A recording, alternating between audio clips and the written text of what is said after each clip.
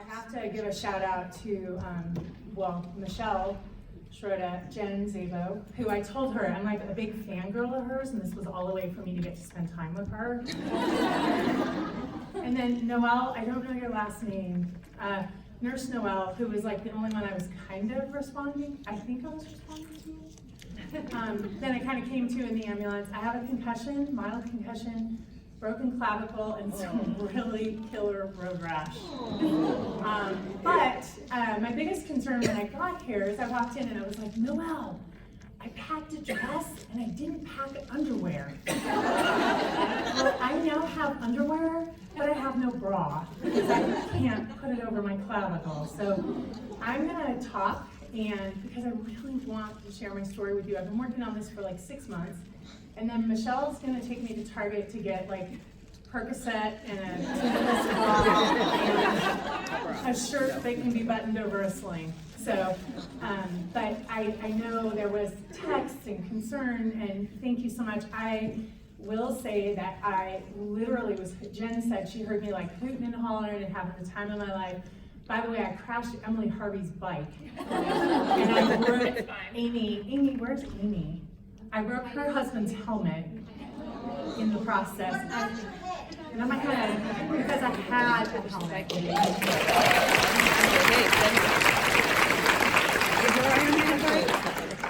So, but like, I was having the time of my life this morning. I've been looking forward to the mountain bike ride, because you're gonna hear part of my story.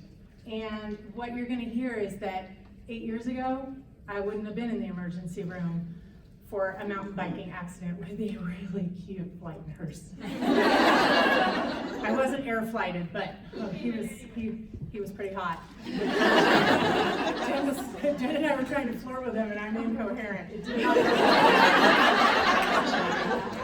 work. So, but they, and I'll tell you part of my story, but 8 years ago I was in the hospital for a very different reason, and it wouldn't have been because I was mountain biking with kick-ass women in the mountains of Colorado having the time of my life. So just know that, like, I don't regret this. This is just another piece of the adventure. Like, I'm gonna go back to Ben and be like, do you mountain bike? Me too.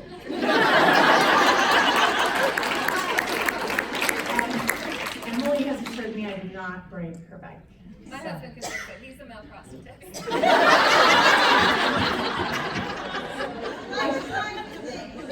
I kept asking, like, Jen, Emily's bike's okay. And she's like, let's worry about you. So I'm super excited to be here today. Getting to meet so many of you face to face is incredible given our social media presence. And I've had to do a quick Rolodex of like, do I know them? Am I a friend? How do I know them? Is that their real name? And I do have to give a little extra love to my friend Michelle Schroeder, who she and I ran Trans Rockies together in 2016, and she was running on a stage, and I was like, what the hell is the girl in a skirt? And she introduced me to skirt sport. 2016 Trans Rockies. So our friendship started there and carried along. So huge thank you to Nicole and Sarah and everybody else who scheduled from the ER to let me have this chance. And I'm just truly honored to be here. Now, this is where it's gonna get interesting. I can't move this arm, and I am going to read my speech because I'm a little rattled and I want my message to get across. So I want to tell you why the topic of belonging and togetherness and community are so personal to me. Some of you know and some of you don't, but I used to be 400 pounds. I was a type 2 diabetic, and in the last 8 years I've lost over 200 pounds and I've reversed type 2 diabetes.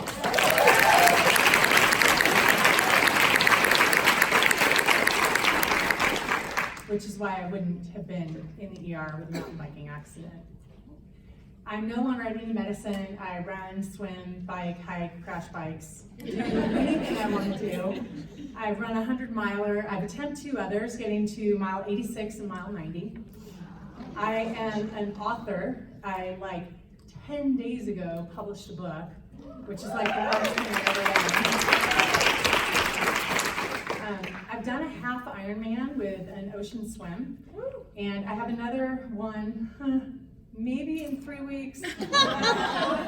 we gotta talk to the orthopedic folks when I get home. So I may be crewing that and planning for like a fall 100-miler or something. I don't know. We'll figure it out as we go. Michelle keeps reminding me, just focus on today. Focus on today. But I am supposed to do an Ironman in 3 weeks, so half iron.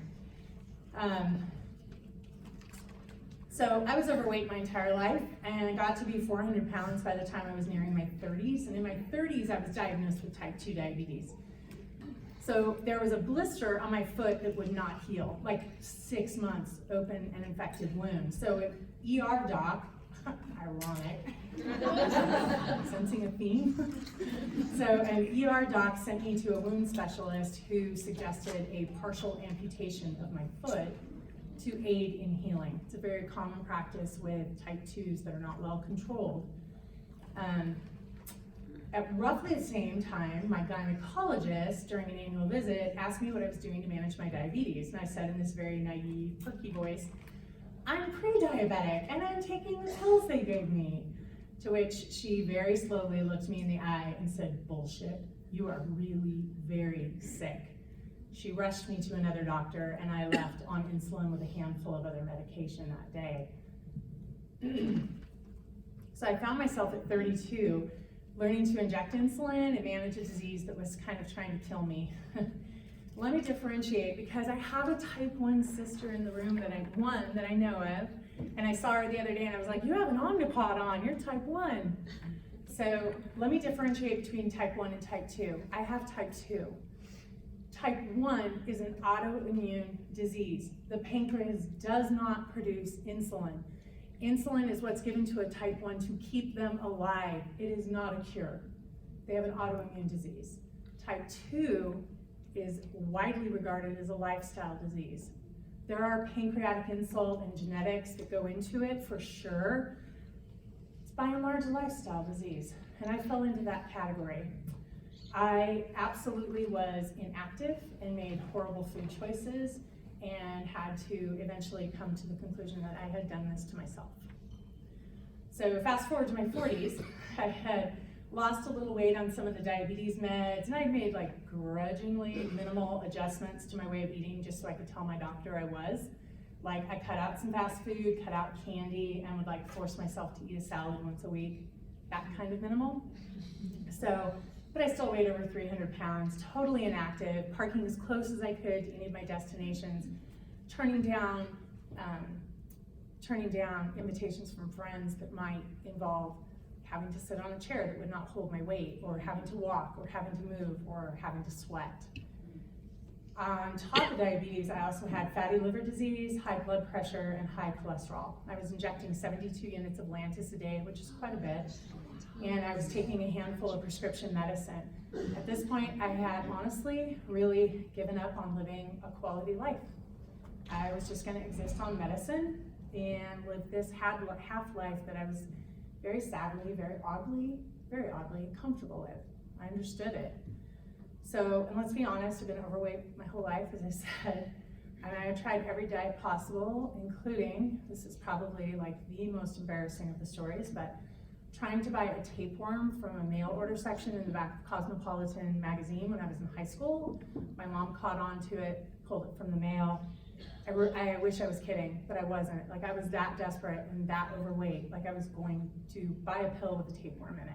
Because like you only have to crap out a 23-foot worm at some point.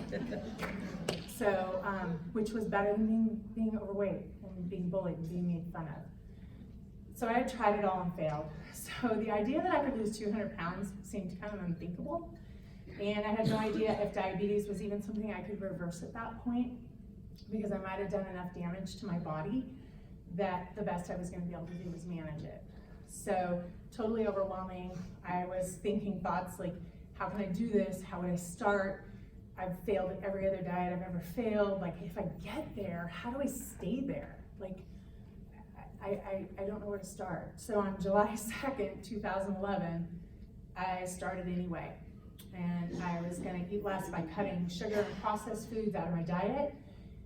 And I was gonna move more. That was it. That was my entire plan. The odds are stacked against me at that point in time. Statistics are that 95% of men, actually, let me rephrase that. 95% of people who lose 100 pounds or more will regain all or some of the weight within 3 to 5 years. And I was never actually able to find the statistics on reversing type 2 diabetes, but I was told by one doctor that the number of people who actually get off insulin and reverse the disease was, as she put it, statistically insignificant. So logic and statistics would suggest that I had lost the battle before I even got started. And did I mention that, like, I did not have much of a plan, but what I did have was a gut feeling that things absolutely had to change. So the best way for me to describe it is that I woke up the morning of July 2nd and my desire to live was much, much greater than my fear of dying, as evidenced by today's thing. I want to live. There's a lot of life I never lived, and I was so ready to just live it.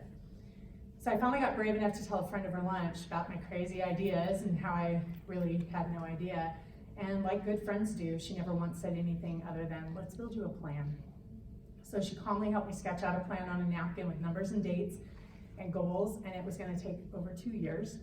And I left with a Chipotle restaurant napkin clutched in my hand, along with this like really strong gut feeling and heart feeling that like this was the day, like this was the way. I was ready to do whatever it was going to take to find myself a different life, and I started. So I couldn't find anyone who had done this kind of work. Losing 200 plus pounds, reversing diabetes, I really felt like I had no one to lean on, no one to ask, and I was totally, self-admittedly, winging it. But I knew that I had to do the work to save my own life, that I had to start somewhere. So I did one thing correct at the very start, and it proved to be something more valuable than anything I could have possibly understood at the time, and that is that I had a handful of people on my side. And I let them in on the secret plan, and I asked them to hold me accountable. I gave them permission to hold me accountable. They didn't understand the gory details. They didn't have to. They agreed to support me, listen, and hold me accountable, and they did it in their very own ways. I did not understand, or let's face it, I totally underestimated the strength that comes from a community until I got really deep into the journey. And in looking back, that's what made all of the difference from the very first step. My journey was messy, chaotic. There's at least one in this room who watched part of it. It was messy, chaotic, not to the details of the plan, not even close. I tell people often that it had to be like watching a shit show, but by God, it was my shit show. But I never lost sight of the reason, and my team constantly reminded me of the why. I wanted to live. I really wanted to live. And that meant for me, I had to beat diabetes. So here we are, June 2019, no more diabetes, no shots. I eat low carb, healthy fat, and it keeps the disease at bay for now. It's the best tool I have right now. I've run the 100-miler. I weigh about 195 pounds, about 198 according to the hospital today, and have maintained the weight for over 6 years.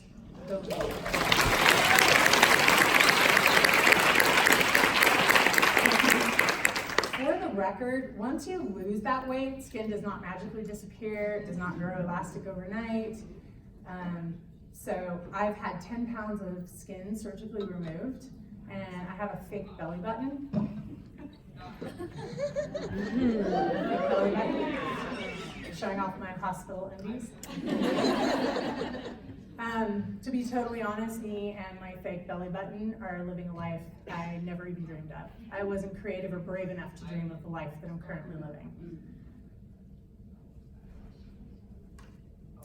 So that's my story in a nutshell, but we all know that cracking the shell is where things get worthwhile and interesting. So I told my friend Jeff Sherman back in January that I was gonna get to tell all of you, that Nicole had invited me to tell all of you my story, and then I was gonna get the chance to talk on the theme together, to which my friend Jeff's response was, ironic.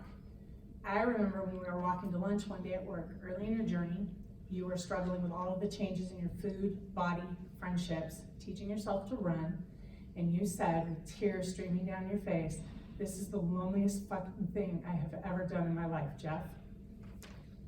And I forgot I had said that. And I forgot how horribly alone I felt in that part of the process. And I remember that conversation as being part confession and part like smack upside the head of understanding that even if I couldn't find anyone doing the exact same work, it did not mean I had to be alone. I didn't have to be alone. So we spent lunch talking about how I purposefully isolated myself out of fatigue, or fear, embarrassment, lack of self-confidence. By the end of lunch, Jeff and I were talking about how being alone was a choice I had made. I made that choice. I had to do the work, but I did not have to be alone. And that was a lightning bolt moment for me. And I acknowledge that loneliness is simply part of doing something really hard to change your life. Like, there are lonely parts, there's no way around it. And I continue to work on recognizing when my ego is like leading the charge in the wrong freaking direction, or the voices in my head are not being helpful. We've all been there, likely, we've all been there. At first we might put our heads down and do the work and be okay with being alone, but eventually at some point we're gonna look around and see if anyone gets what we're doing, if there's anyone that would wanna tag along or help. So is anyone here a fan of Brené Brown? Okay, me too. I'm a huge fan. Her TED Talk on the power of vulnerability remains one of my most favorite TED Talks of all time. Right next to Emily Harvey's TED Talk on asking people help. I'm really sorry I passed you by. It's okay. I'm just glad you're here. So, in my sling, my fashionable sling. So in 20 minutes, Brené, in this video on vulnerability, tackles and demystifies and helps us understand the importance of belonging. So here's a quote from Brené that I love. A deep sense of love and belonging is an irreducible need of all people. We are biologically, cognitively, physically, and spiritually wired to love, to be loved, and to belong. When those needs are not met, we don't function as we were meant to. We break, we fall apart, we numb, we ache, we hurt others, we get sick. Belonging is a basic human need. And I think we all have examples of not belonging in our own lives that we could draw on. Like, I could ask you all to take a moment right now and think of a time where you felt like you didn't belong. I probably wouldn't have to give you more than a few seconds. So for me, it's like not being included on the playground as a child, or I was talking to Jill, I'm assuming Jill Angie's already gone. Is Jill gone? Jill and I were talking this morning about like walking into a running store and you can't ever find clothes, or getting dropped on a group run. It's sad and probably not very hard for any of us to conjure up the times where we didn't feel like we fit in. For me, the immense dark power in the lack of belonging crystallized in 2017 when I was formally diagnosed with binge eating disorder. This followed an acute binging episode that crushed my soul. It was a 4-day binge and involved 4 bags of Costco trail mix, like 680,000 calories in 4 days. The physical and emotional fallout lasted for months, and I came out of the binging haze and sought help. I began and continue to work on understanding that the lack of belonging is core to my issues with using food to mask emotions. Any emotion. Pick an emotion, and I will feed it with food. All that work I had done to lose weight, learn to run, and get rid of diabetes hadn't fixed my problems. It had simply uncovered the stuff I needed to work on. So one of the biggest barriers to belonging that I personally faced, I'll be honest, if you haven't already figured it out, was me. I was my biggest barrier to belonging. The horrendous self-talk that ricocheted around my brain and stopped me in my tracks more times than I can count. Conversations going on in my brain were vicious and mean and persistent, and I would believe all of it. My wounded ego is a shrill, ill-tempered bitch, let me tell you. So I would talk myself out of showing up, getting involved, trying new things, simply because the voice in my head was loud and clear on the fact that I was fat, slow, unloved, and not worth the effort. Retraining that voice in my head has required deep work with a trained therapist, and let me tell you, she has earned her money. So I'm learning to get the upper hand. My therapist reminds me often that we're gonna have more conversations with ourselves than we are with anyone else ever. So why not make those conversations quality? So I now work to put every mental thought about myself that seems mean or judgy through the lens of, if I wouldn't say that to a friend, why am I saying it to myself? Negative self-talk and lack of self-confidence were by far my biggest barriers to belonging. And it took me a while to figure this out. And it turns out that your negative self-talk is rarely reality. Shocking, I know. But that's what I really want to talk about. I want to talk about the power that comes from community and comes from belonging. The beauty of having an unlikely gang of humans that has our back no matter what harebrained scheme we come up with, or perhaps, depending on your sport, because of that harebrained scheme. They have some of the same passions and goals and dreams, even if we have nothing else in common.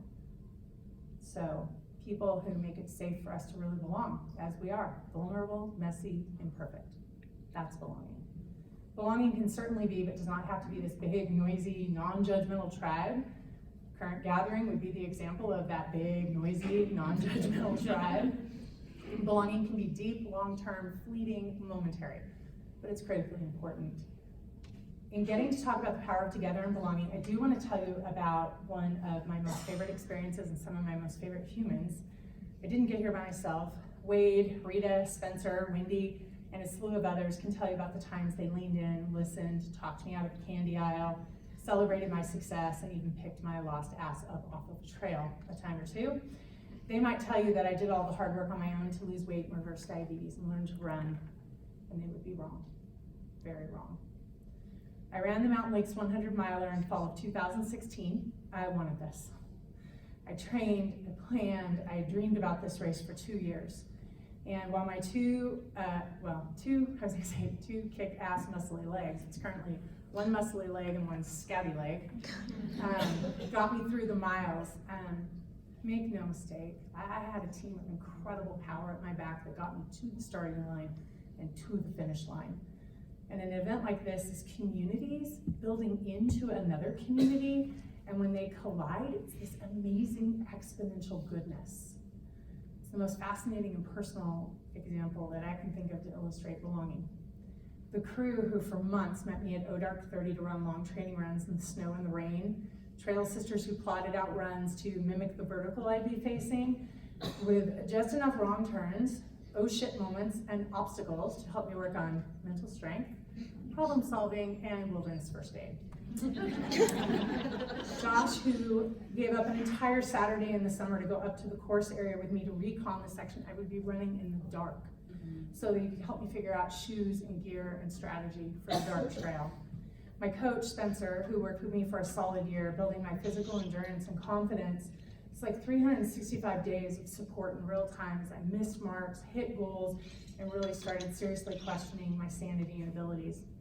I always tell him that I'll forever be grateful for him lending me belief when I couldn't find it in myself.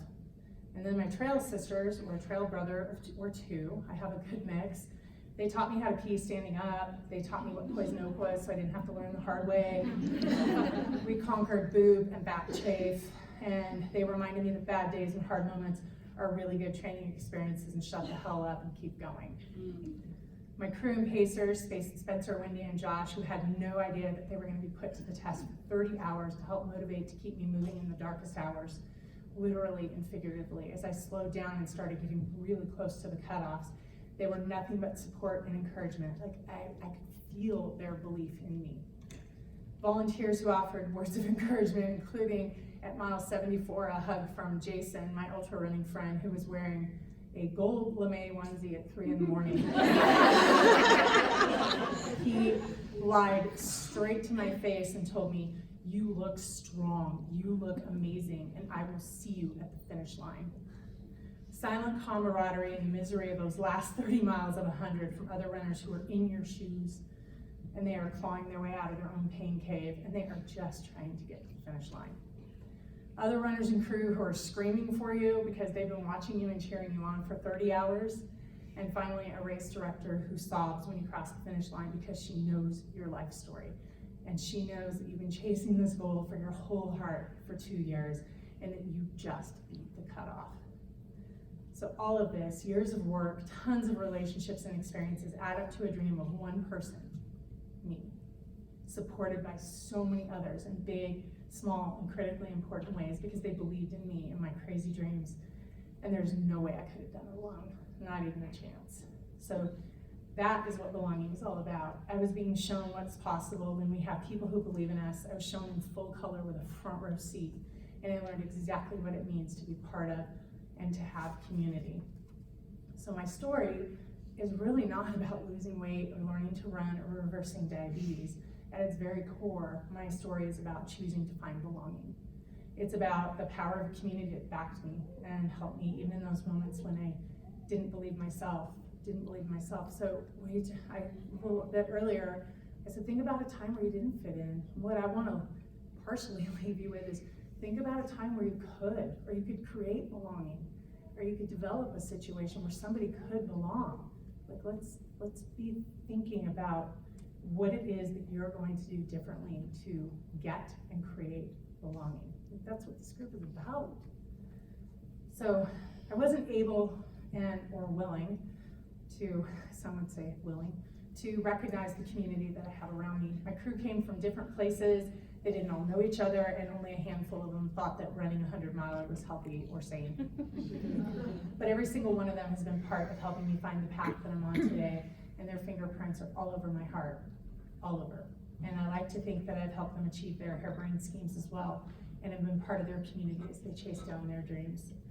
We're all here for different reasons. We all have different dreams and passions in our lives, but today we're all part of this community. And I think being part of this community means anything is possible.